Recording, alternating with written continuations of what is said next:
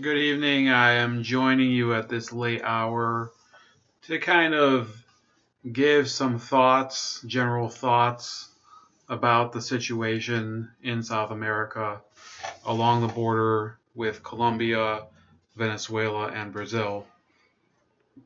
Because it seems to me people just want to get the outcome where they feel, oh, this means that we were right. This means that we have prevailed, that our side has come out on top, when in reality, your side doesn't gain anything when you're talking about a country where you probably have never been and are not going to either. So I've said before, and I'm not going to change my mind, that I'm not supporting a U.S. intervention in Venezuela. And no matter how much people want to make believe that they have me cornered and they have me, I've never said that I am. And you can search all through the videos, and there's not a single piece of evidence that I've ever supported US troops going to Venezuela. Okay? Not a single time. I've never said it, and it's not going to change. So I don't see why people continue to make that sort of accusation. The fact of the matter is that the only reason that they would do that is because I happen to also say that Nicolas Maduro is a piece of crap, and he deserves any horrible fate that might befall him in the coming few days. It's just a matter of causing the least amount of damage to the people of his country and to the greater Western Hemisphere and the world as well. So, it for me, I don't know if you guys just saw the freeze frame or something because I've been staring at this screen and my face isn't moving. But I can say it again, and I'll say it a million times, and I don't care how many times you're going to try to twist what I say. I have never supported U.S. intervention in Venezuela because it just doesn't make any sense. They're not a threat to U.S. national security, at least not in a direct sense. And it's wrong, in my opinion, to send U.S. forces to do a job that, in reality, the other South American countries might as well step up and do it.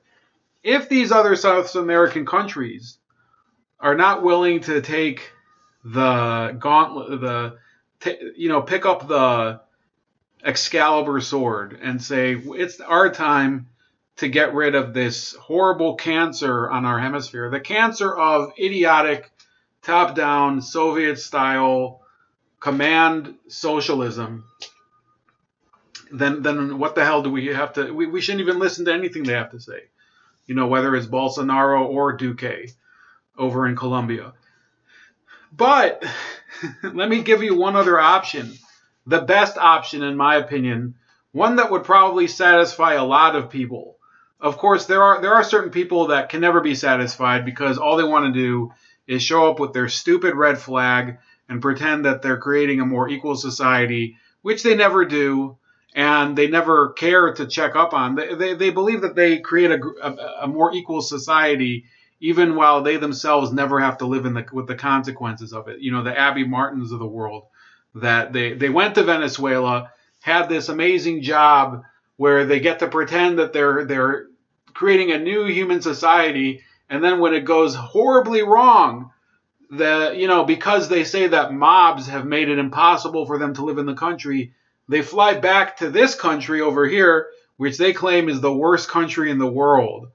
So I get accused of being an interventionist, but they get to leave the country that they claim that they were building into a great human society and has turned to shit.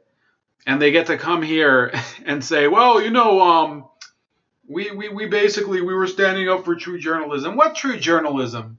If the entire country hated you and thought that you were lying to them over there, why should we consider anything you say to be the truth? Okay?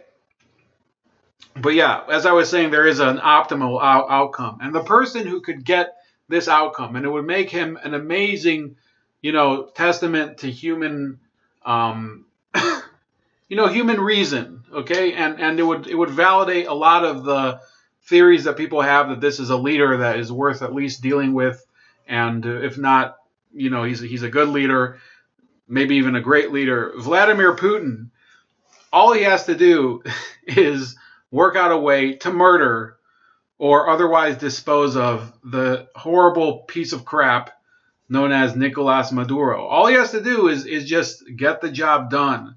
And it will be a much better situation for all concerned. A, because nobody needs to invade, not Brazil and not Colombia, and certainly not us. And B, he could probably put in some other stooge that could keep and safeguard Russia's interests and also possibly manage the country a little better. Who knows? He could probably come to some sort of arrangement with this Guaido guy. We don't have to confront Russia and get into all of these sorts of misadventures every single time. That's the real problem with what Mike Pompeo is doing.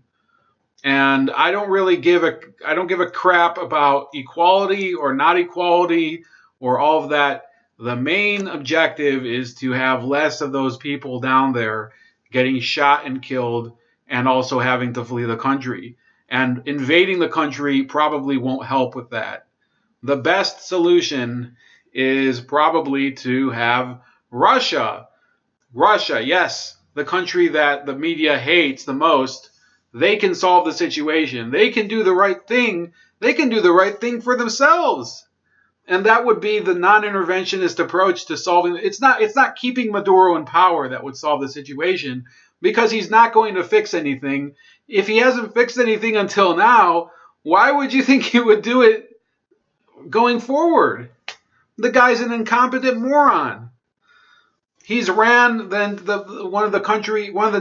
he's ran one of the world's most powerful oil companies, state-owned oil companies at least, completely into the ground. And you want to talk to me about him being the leader of the? He's barely the leader of his own house, let alone the country. And they keep him there because he's a good idiot for them to blame the problems on.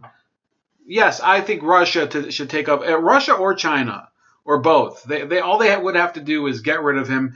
Look, and if this sounds harsh, they don't even need to have to kill him. All they would have to do is say, look, we have a nice studio apartment somewhere in, Hanoi or something. You can even go there this week and meet President Trump and say, hi, I'll be staying in the next room if you want to play shuffleboard, or maybe we can, there's this Dance Revolution game downstairs, because that's the only revolution he's going to be doing going forward. Maduro, he hasn't created any revolution in terms of actually helping anyone.